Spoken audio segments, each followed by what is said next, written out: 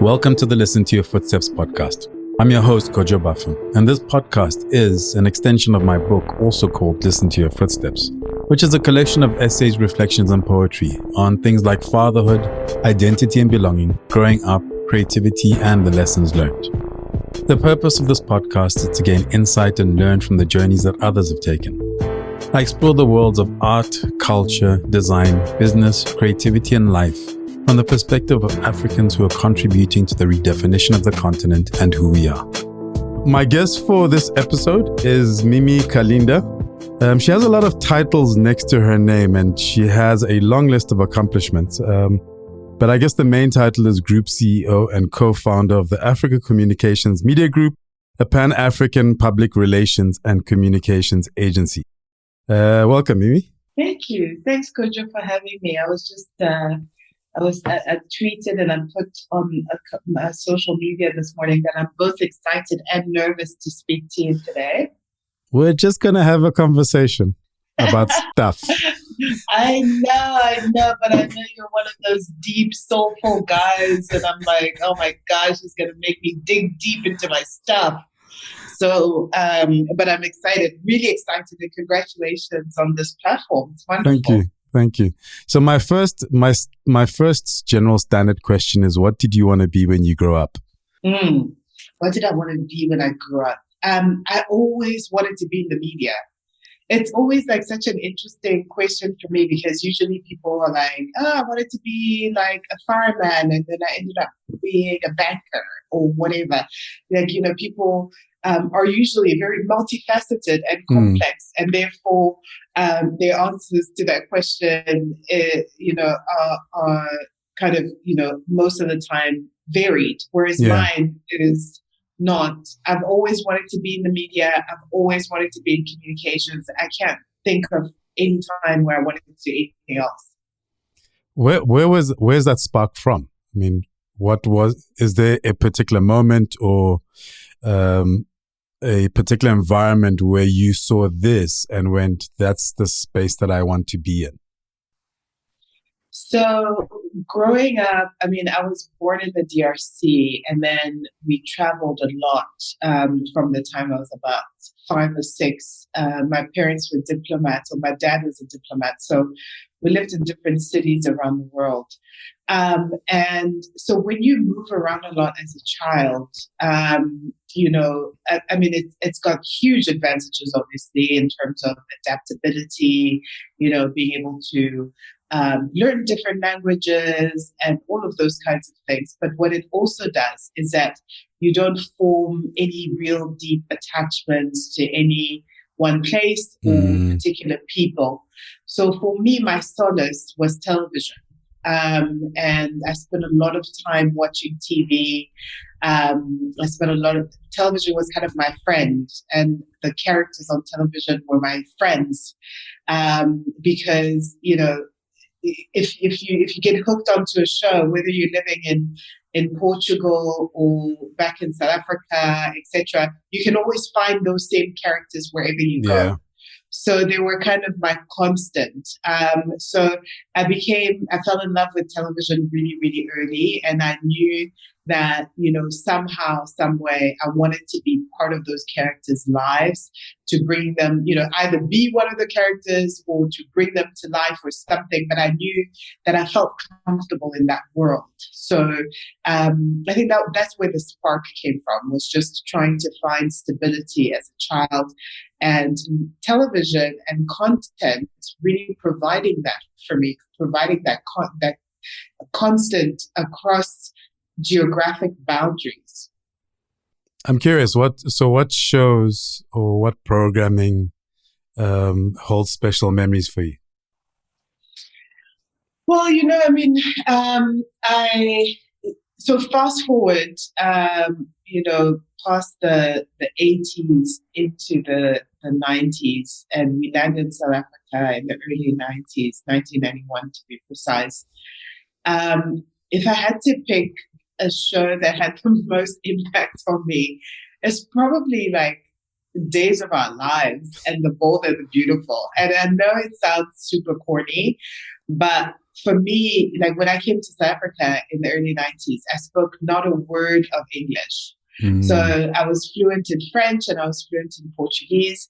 But what I loved about soap operas, and it was deliberate on my mother's part to make us watch this stuff, is that it forces you to follow a storyline. So I really want to know what happens to John and Marlena.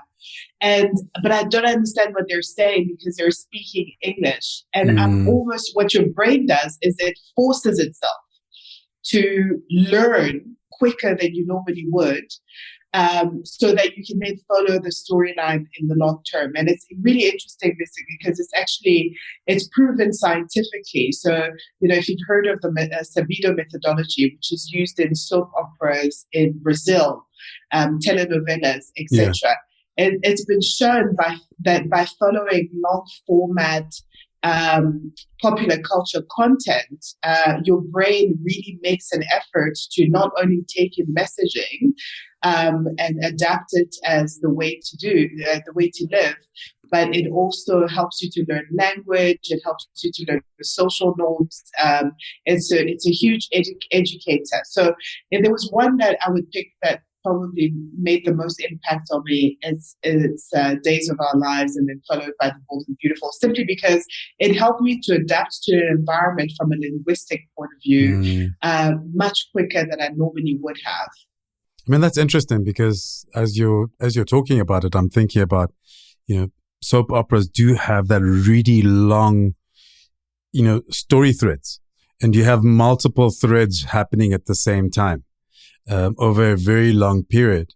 And I mean, I was just reflecting because, one of my gripes about the world we live in today, or the world we've created today, is how temporary so many things, or how impermanent so many things are. And I was just thinking about how, I guess, the transition away from your typical soapies to 13 episode or 26 episode that you can binge watch over a particular period, over a very short period. It also must have an impact. And at the same time, the popularity of the Korean, the Portuguese, Turkish, and telenovelas in general. There seems to be, it feels like there's a revival at the same time. Maybe it's also tied to all of this, like all of this thinking. It's an inherent human need that we've kind of lost touch with. Absolutely. And it's really, it's interesting for me, when I really try to avoid binge watching television series because they just make me anxious. There's like a level of anxiety that I can't get over to get to the next and get to the next, etc. Whereas, at least growing up, like with telenovelas and soap operas, for me, it was like, the Foresters were like an extension of my family. I was deeply invested in what happened in those storylines, but also I knew that, just as in real life, things chop and change all the time, So this one, did something really terrible to this character, but then somewhere down the road, you felt like, just as in real life, they'll reconcile, they'll get along again, and then there'll be another piece of drama and wahala that will happen and whatever. And it was so comforting. As specifically because, I think my own personal life was quite volatile. I found a huge level of comfort in that. And I no longer watch soap operas now, but, I find that the content that we make now is hugely informative, lots of content. One gets to learn a whole lot, but it leaves me with a sense of anxiety, and the short-termness doesn't sit quite well with me as a person. So having moved around and then eventually kind of settling more in South Africa, how have you navigated identity?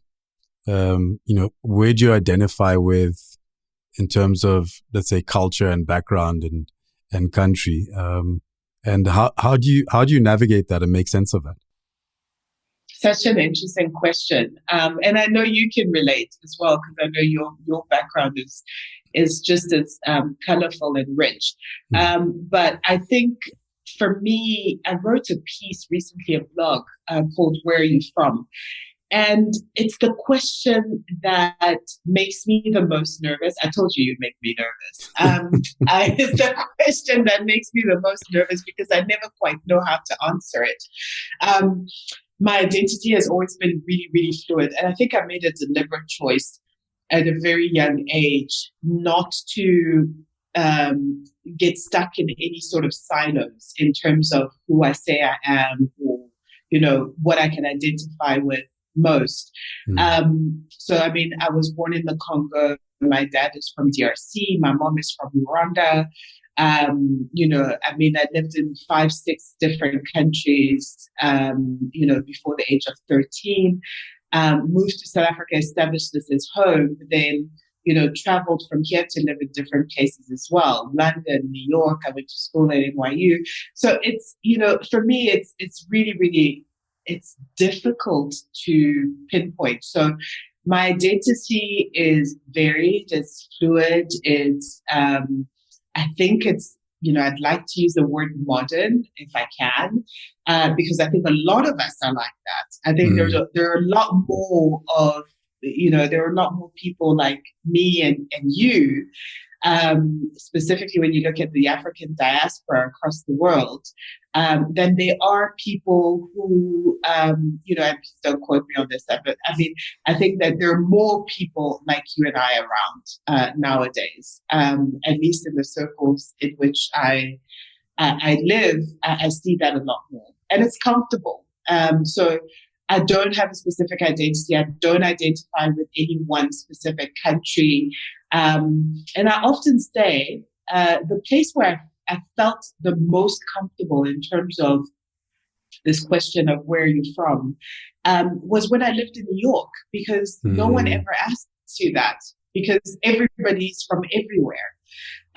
So that for me was, it just blew my mind to be able to live in a place where you came from actually really didn't matter. And nobody really ever spoke about it because everyone has a different answer to that question, which is very, very different to the rest of the US. But New York in particular is just such an incredible melting pot. I don't know if that was. And South Africa is challenging in that it's still very early in the journey of understanding, for example, understanding that people like you and I are not an anomaly, right? And because of that, the transition or the evolution that the country is still going through. I mean, the first time I had to reconcile with the idea of race was when I came to South Africa as a 19-year-old. And where in this country, if you're submerged in this country, you're not allowed to sit on the fence. But what I found, I guess, in the same way that you did, I mean, I identify with particular countries a lot more, but in the same way that you did, for me was, I can sit on the fence. I can be all these things at the same time.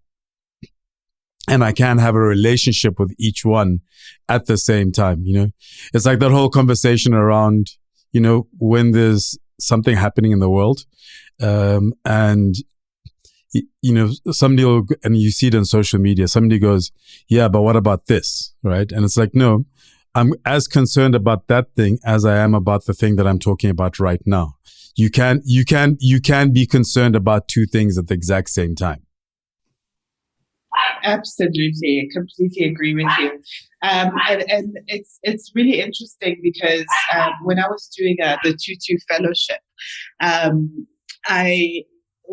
the idea that really hit home for me in this leadership program was around the world being and as opposed to either or. And I was like, that's exactly what I've been trying to say this whole time, is that, there's actually, it's okay to live in the gray area. And in fact, it's rich and it's beautiful, and it brings a complexity that matches the complexity of the world in which we live. So I've been really trying to push this idea, both in my work, but also in my personal spaces, of it's okay to be and. I'm this and I'm that and I'm that. I'm not either or. But you're right. I mean, South Africa, obviously, based on its historical evolution and where we are as a country at the moment, is still on the journey to defining that for itself. And you see, when I speak about South Africa, I say we, because I completely identify as a South African as well. But that doesn't take away from all of the other identities that are part of me. Yeah. Let's talk Channel O, because the first time I saw you and then later on met you was when you presented on Channel O. And it felt like, well, I guess it was early days. So I was going to say it felt like you came out of nowhere. But I mean, at that stage, things like Channel O were, I guess, new to all of us. How did that come about? Oh, Koja, you had to take it back. Yeah, I like context. I love it. Channel O was wonderful. Young girl. At the time, I was at Wits University studying law. Again, my obsession with television and what was going on in popular culture, and I. Channel O just kind of burst onto the scene. And I was like, wow, this is incredible. I was such a huge fan of MTV at the time. And I used to spend hours and hours watching MTV, but really couldn't relate, obviously, from an African perspective. And there was our very own 24 hours music television channel, and it blew my mind. So as I've done many times in my life, I just kind of picked up the phone, I called Mnet, and I said, figured out who was in charge of this new platform, and I ended up having a conversation with Zandile Nzalo. And so she, we had a 10-minute conversation, and I said to her, love what you're doing. I think it's really phenomenal. If there was anything I would change about it, is the fact that you're speaking to an entire continent, and I just don't think that your platform is diverse enough. Who's speaking French, who's speaking Swahili, who's speaking Portuguese on your channel. These are all languages that are spoken across the continent in addition to English. And I think that if you want to have that wider reach, you really need to consider being a little bit more diverse. And guess what? I can fill that gap. I know that I can do this. I speak all of those languages. And I think you should really give me a chance, not only because I want to do this, but it's good for you. It's going to be good for you to have me on your channel. And she said, well, okay, so you're very daring and bold. I'd love to see you. I'd love to meet you. So I went in audition, and then I ended up getting the job at Channel O. So if you look at most of my shows, later on in my career at Channel O, I started doing a lot of English shows, but it was mostly French, Portuguese. I'd throw in some Swahili, some Lingala, some Kinyarwanda. So I was kind of, catering to the wider continent, Francophone, Lusophone, etc. So that's how I ended up on Channel O. So what I found interesting about your trajectory, right, is so you did Channel O, you went on to, MTV Europe. You then studied, and it was all down kind of, I guess, television and media, etc. at the forefront. And then all of a sudden there's this, I mean, like you were saying earlier on, you've always been fascinated by media and communications, etc., etc. But from the outside, it was like, okay, you're on this trajectory. It's in media, it's in production, etc., etc. And then all of a sudden, there you are in comms and PR.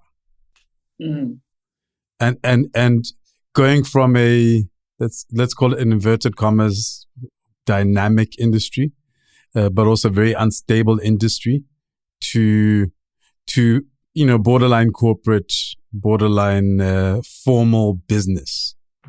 Yeah. How did you make that jump? So when I left MTV, I left it with a very clear intention that I wanted to learn more about the psychology of the media. I was fascinated by that. So I knew that I didn't want to spend the rest of my life figuring out like who Christina Aguilera was dating.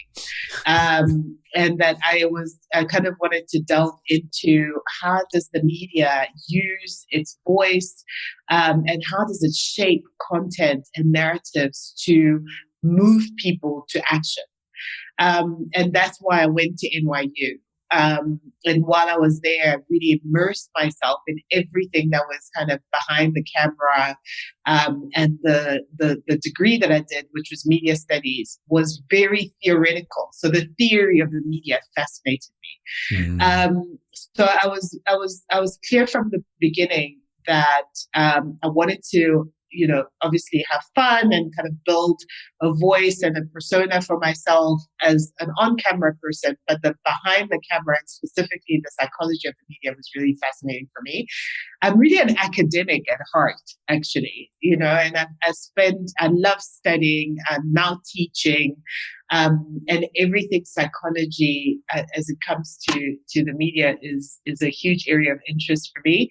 So when I finished at NYU and I kind of went into this world of activism and I started talking about, how to reshape the narrative of the continent. And I was, marching in New York and I was making films and sending them to various film festivals. And I was working with Spike Lee at the time, and he's such an activist in his own space. Mm-hmm. And so coming back to the continent, I tried to find that space because I didn't know about PR. I actually didn't even know that it was like a thing, but I started working in the activist space, and I met this lady when I was in Arusha one day in Tanzania shooting something, and we had a long conversation. Turns out her name was Diana Peterson, and turns out she was one of the directors at a global PR company. And just listening to me and listening to my trajectory and listening to my interests, she was like, "You are a PR person." And I was like, "Tell me more. What's PR?" And she's like, "Well, everything that you've done so far, your passion for shaping narratives, your passion for storytelling, and how to use the media to influence or use communications and various communication tools to influence people's perceptions and down the roads, their behavior and actions. That's all PR. That's what we do." And I was like, "No way. Like, this is actually a profession."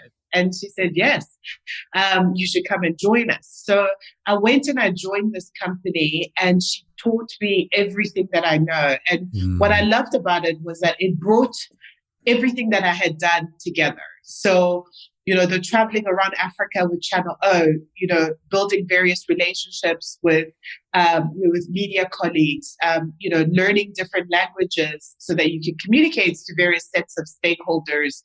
What I'd done in MTV, which had given me a huge opening into what communications is like on a global and international scale, and what the best practices there were all about. What I'd learned at NYU, what I'd learned with Spike. I had also worked at HBO, Showtime, Lifetime, Oxygen in New York, ad sales. All of those things kind of came together. And I was like, oh my goodness, this is where everything converges, is really in strategic communications. And so that's how I ended up in PR. And for me, it was an amalgamation of everything that I had done up until that point. I just didn't know that there was a job that I could do that would bring everything together. Serendipity is a wonderful thing to a certain extent. I mean, I found when I went to Destiny Man magazine, and I'd grown up in family business, working in different businesses. And then even being in Joburg, working in different spaces. And then I walked into Destiny Manda one day and I realized that, oh, that's why I worked at the post office for a year as a project manager.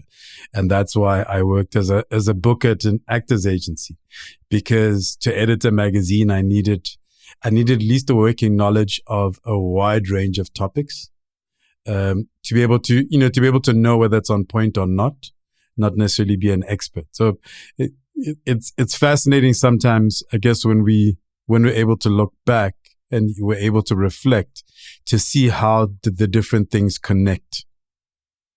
Absolutely. The dots connect backwards, right? Yeah. Isn't that what Steve Jobs said? Yeah, that's one of my favorite quotes. Mm. Two quick sidebars. Did you finish your law degree? And why did you go and do law? Thank goodness I didn't finish it, Kojo. I mean, I was bored to tears, to be honest. And I was just having a conversation with my son the other day, who's 15 years old. And we're trying to figure out, college, university, what is he going to do, et cetera, et cetera. And I always say, they just ask kids to choose too early who they want to be for the rest of their lives. So it wasn't wasted because, I learned a lot, and I did 3 years of law school at Wits, and I was able to use those credits when I was at NYU anyway. So that just accelerated me getting my degree. But I knew for a fact that I was never going to be a lawyer. I could not imagine working as a lawyer. After I mentioned earlier that I always wanted to be in media since I was a little girl.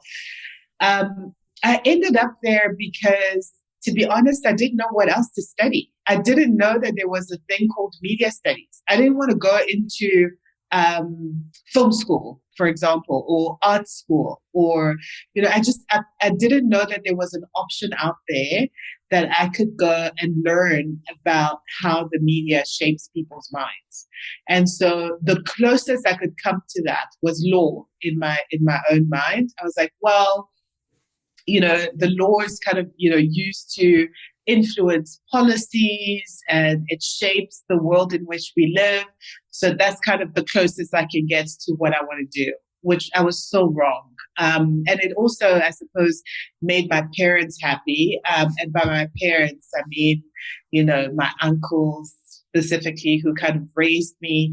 My mom, thankfully, has just been the biggest gift for me as a parent, because she is one of those women who's so open-minded. She lets us explore anything and everything as long as we don't hurt ourselves or other people. So she was very encouraging from the very beginning of my media career. She was like, this is your passion. And her whole thing has always been, whatever you do it really, really well. Apply yourself and you'll be successful. It doesn't matter what you do. So she wasn't a problem. But I just, honestly, Kojo, I just didn't know what else to study. So I just went to the thing that came, I suppose, that presented itself, and that I thought made the most sense, and that was law. Hated it. And then working for Spike Lee. I'm a huge admirer, so that's why that's the second sidebar. How did that come about, and what was that experience like?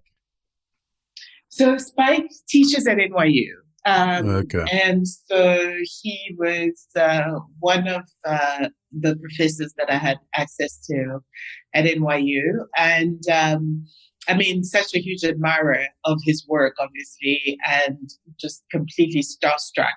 I don't think I heard a single thing he said in class, to be honest. I was like, can't believe this is Spike teaching me.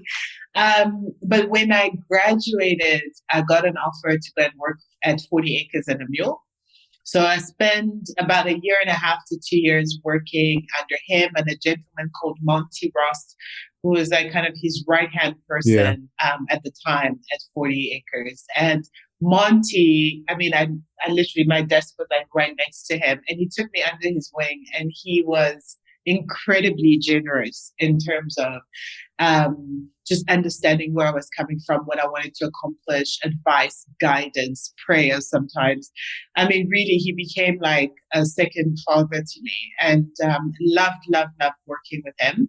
And so, yeah, my time at 40 Acres was fantastic. And honestly, it didn't even dawn on me that at some point I wanted to come back to the continent and contribute.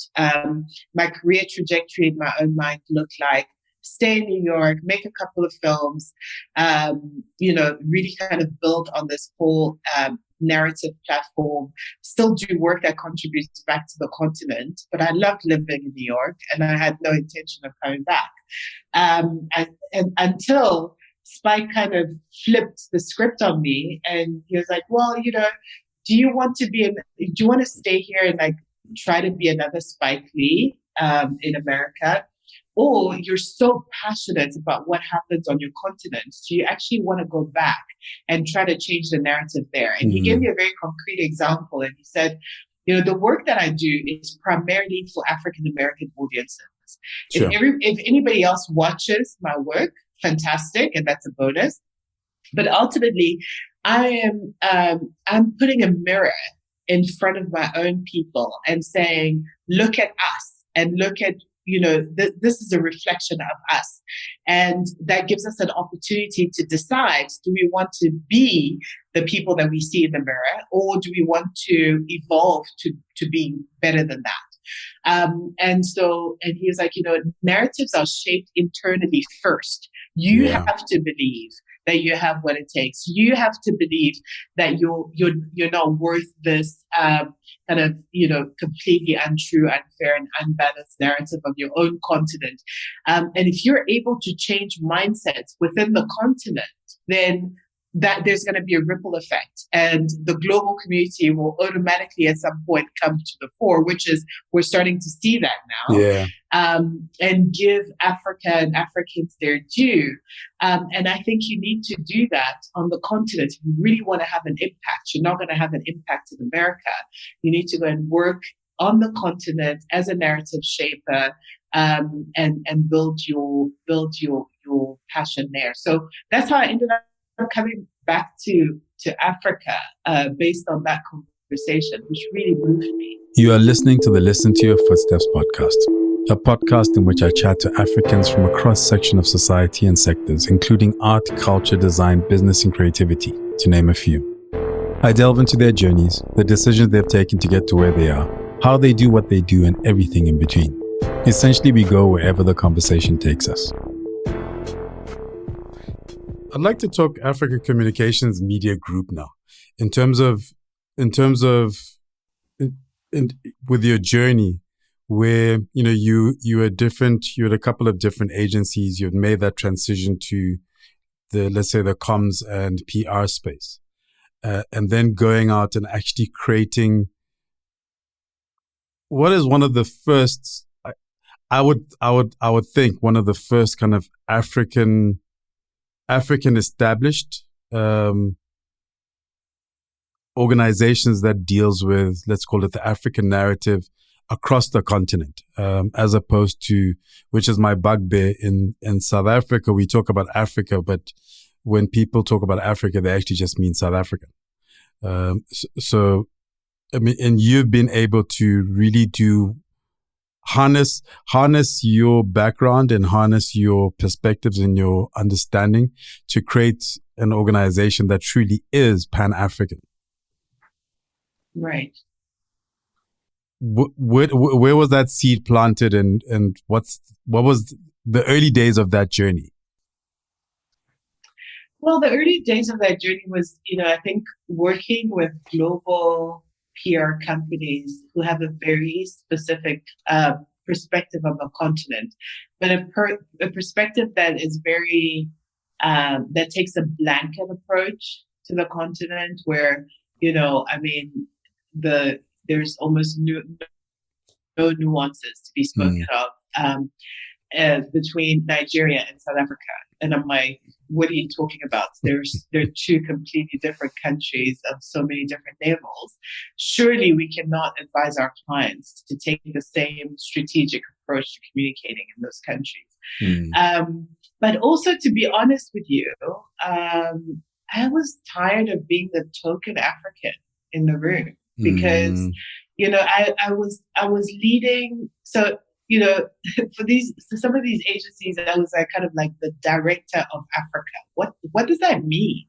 Like, I don't even, like, how am I the Africa director?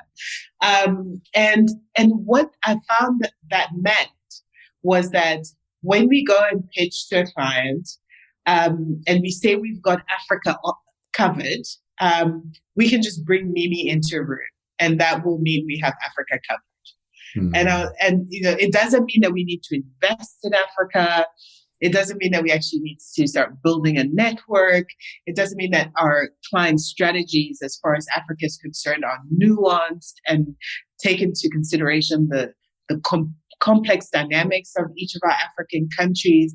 It doesn't need to mean any of that. It just means that because we've hired Mimi as the Africa director, that should automatically convince people that we really care about Africa and we're really invested on the continent. Yeah. And I was like, no, that's actually not how that's going to work. So I left and I wanted to, I partnered with Adesanya Mayu, who's my co-founder at ACG, incredible Pan-Africanist, and has been working on the continent for years and years, based in Ethiopia. And we're like, we really need to create something that's truly African and live those values. We need to create an agency that's culturally attuned to everything that's happening on the continent. So I'm from Congo, for example, and I know that the a person or audiences that are based in Kinshasa have very different needs to the ones that are, on the eastern side of the DRC, which is has more of an affiliation to like Rwanda, Kenya, Uganda, Burundi, than Kinshasa. So, and that's within one country. South Africa, we speak 11 official languages, So which agency is really taking all of those things and those insights into consideration? And then working literally in every single African country. And that was our dream. But it was really, if you think about the catalyst, it was like, I'm really tired of being the token African here, and not having any real impact, And it does feel like you've been vindicated in that perspective and in that decision, just in terms of how the organization has grown. How has your role changed? Because, when one goes onto your LinkedIn profile, there's a lot of things that just say whatever till present. And it feels like because your role has changed, I mean, you talked about, for example, teaching now and being at heart an academic. It does feel that it's given you the opportunity to start to pursue things that are personally important to you beyond just being an entrepreneur. Yes, absolutely. Koja, I don't know if you have the same issue, but it's just, I think my thing is to just stick to one thing. I'm so interested by so many different things that sometimes I find that I spread myself completely thin. So an interesting thing about entrepreneurship, right, is that, and I was having a conversation with a friend of mine the other day who brought this to the fore, but it just really resonated. So as an entrepreneur, you go into the world of entrepreneurship to solve a specific problem about an area that you're super passionate about. And then you look back a couple of years down the road and you're actually not doing what you're passionate about. You're running a business, right? And it's a huge difference, which I had to learn in my journey, because I was like, I'm really passionate about changing the narrative and I'm really passionate about telling African stories. But actually, I just really need to think about P&L, and I need to think about hiring processes and putting in place, policies for the company and this and that, which has nothing to do with like my passion, right? Exactly. But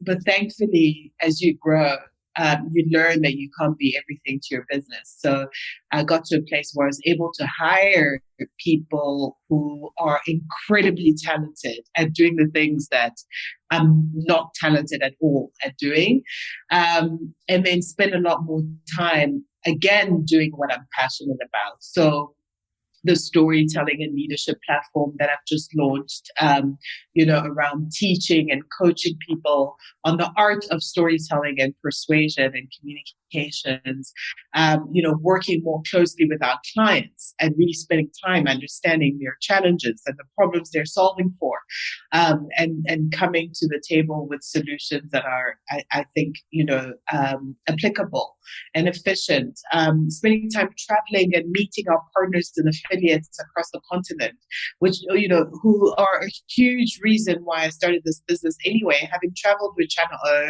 and in some of my other roles with global PR companies.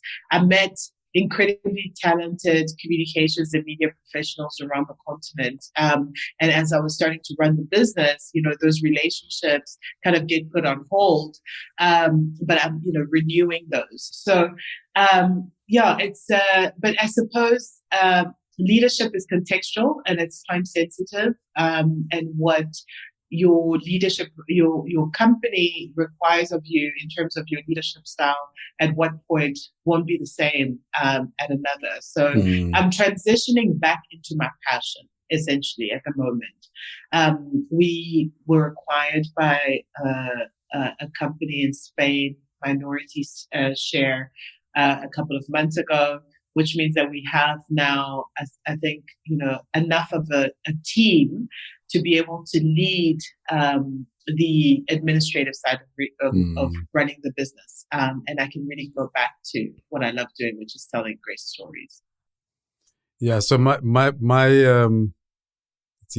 approach to all of this has been, I'm not trying to build a company.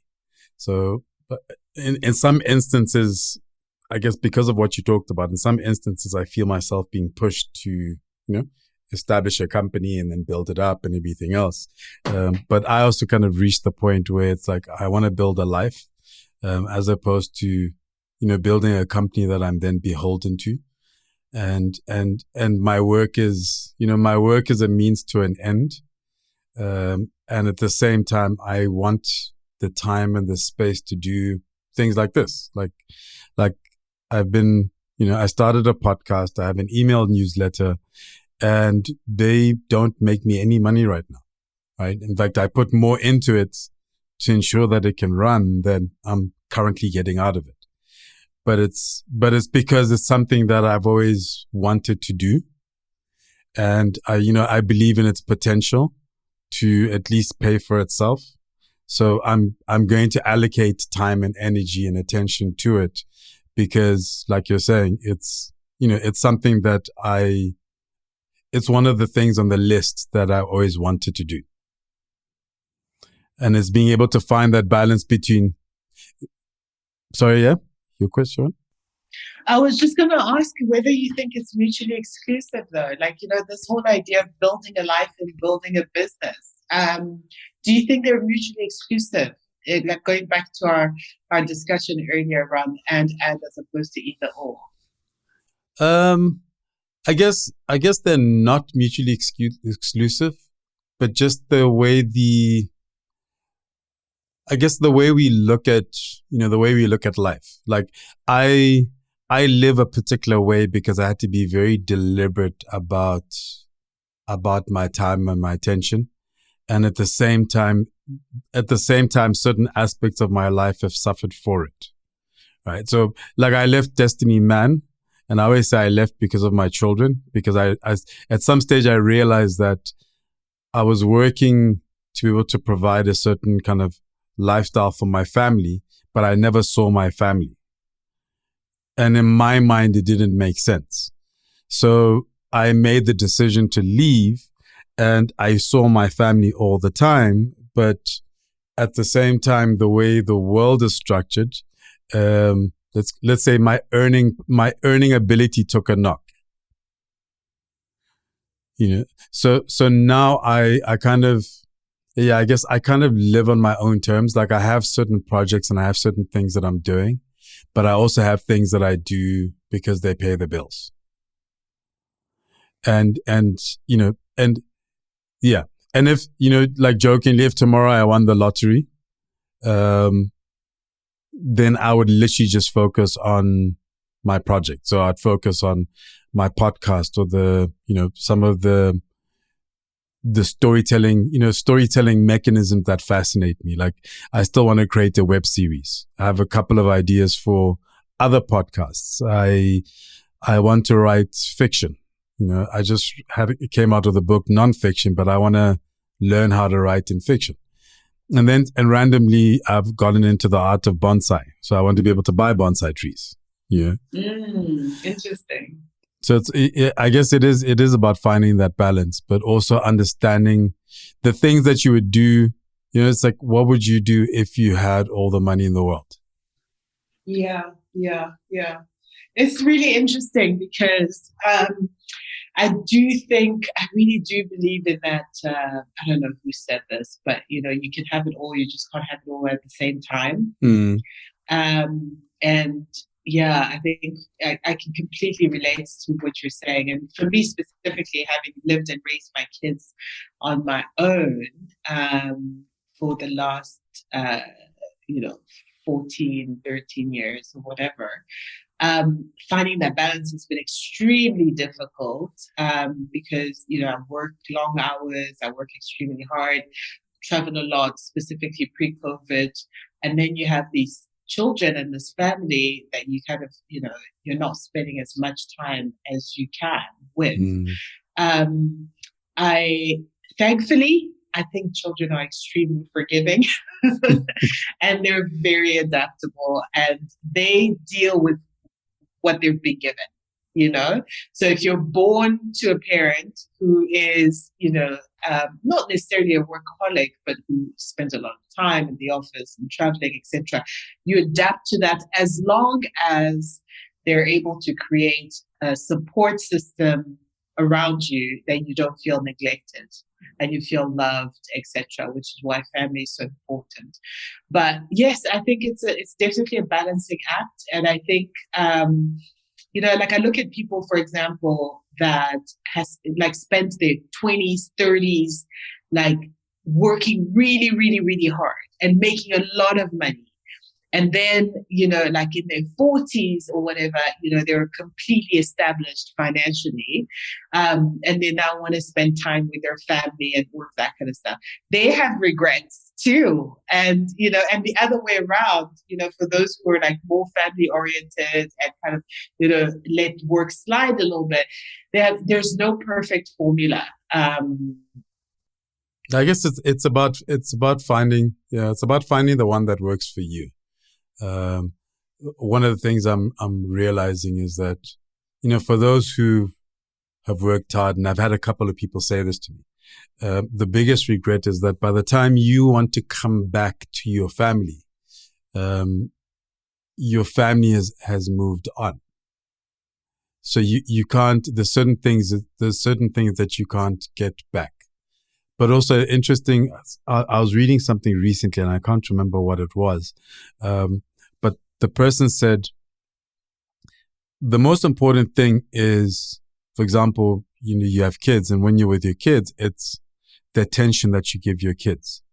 It's, children would rather a parent who, yes, they work very hard, but when you're together, you are 100% present together, as opposed to a parent who's very available, but is distracted. And this was around particularly, around like phones and technology in the digital world, where it's like, okay, you're more available, but you're always distracted anyway.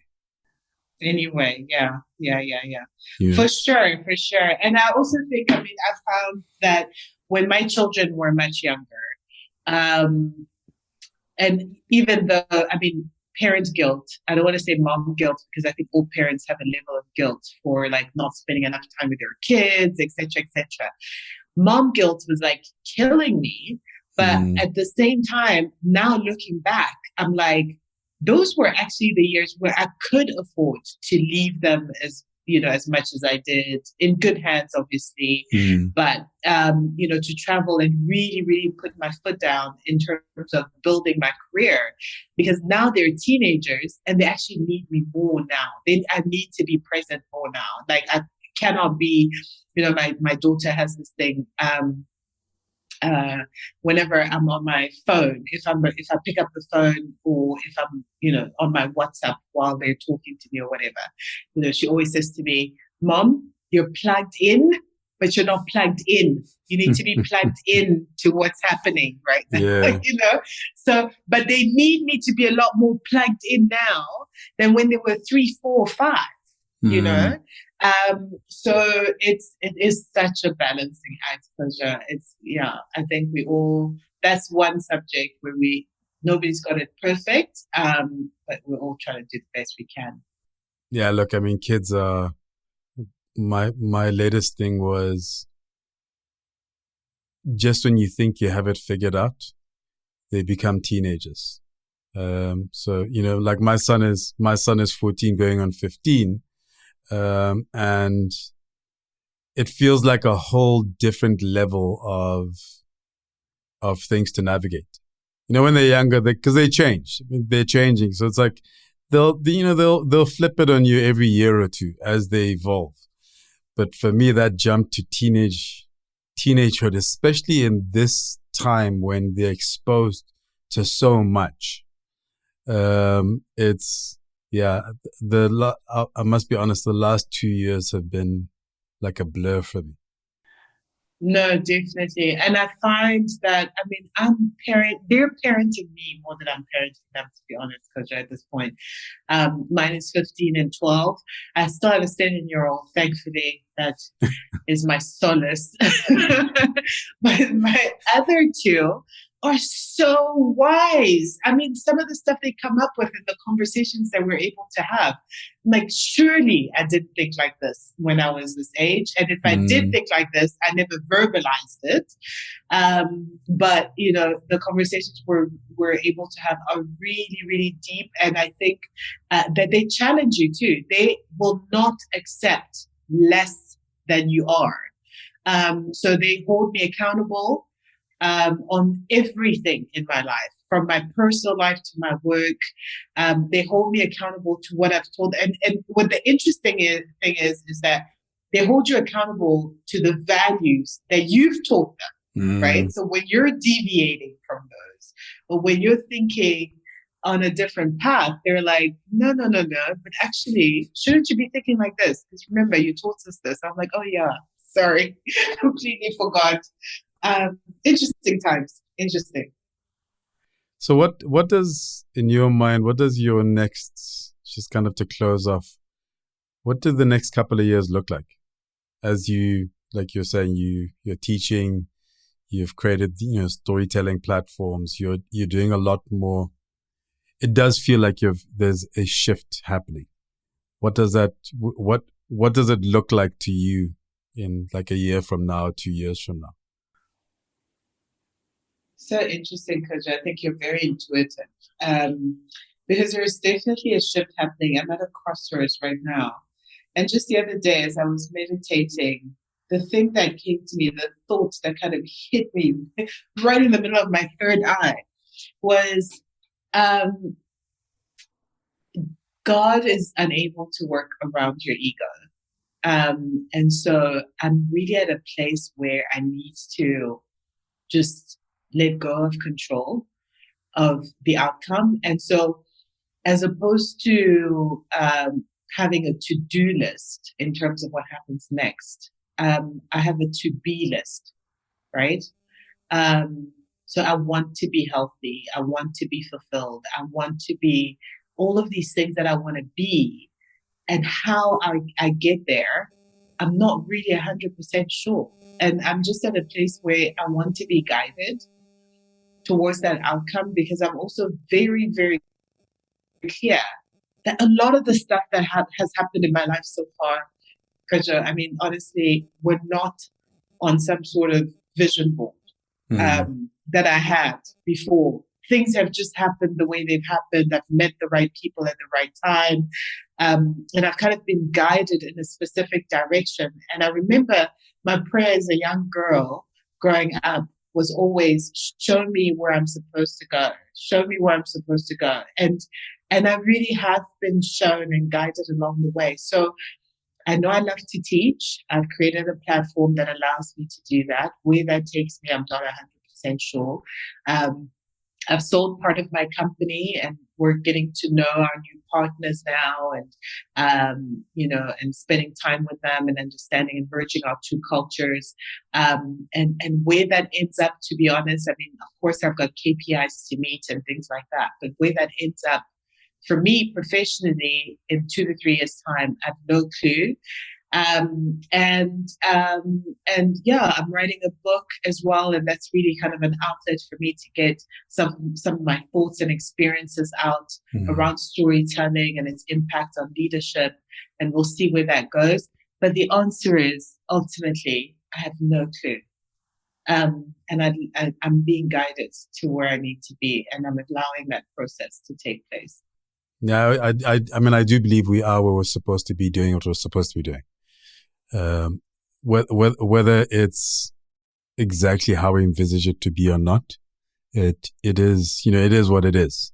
And I guess one of the biggest challenges, and if you look at the uncertainty of the last 2 years for a lot of people was being forced to really live in kind of the present and being able to live in what's right in front of you. Mm-hmm. Not even looking beyond that, just kind of focusing on, okay, what's in front of me?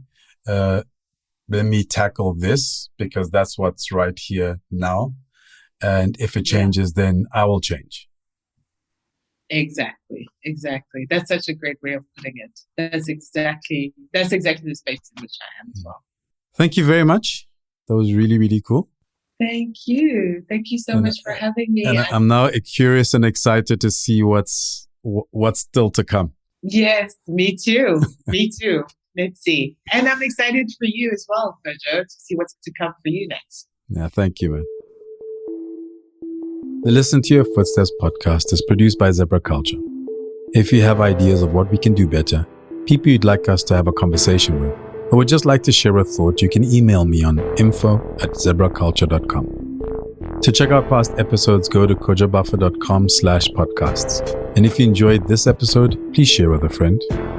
If you'd like to get a copy of the book, Listen to Your Footsteps, check out kojobuffer.com/book. There are details on the various spaces it's available at. I'd also appreciate it if you could leave a review or comment wherever you listen to your podcasts. Finally, there's the Zebra Culture by Kojo Buffer newsletter, where on a weekly basis, I share a curated list of articles, playlists, videos, etc. that have caught my attention. Thank you for listening. I hope you enjoyed listening to the conversation as much as I enjoyed having it.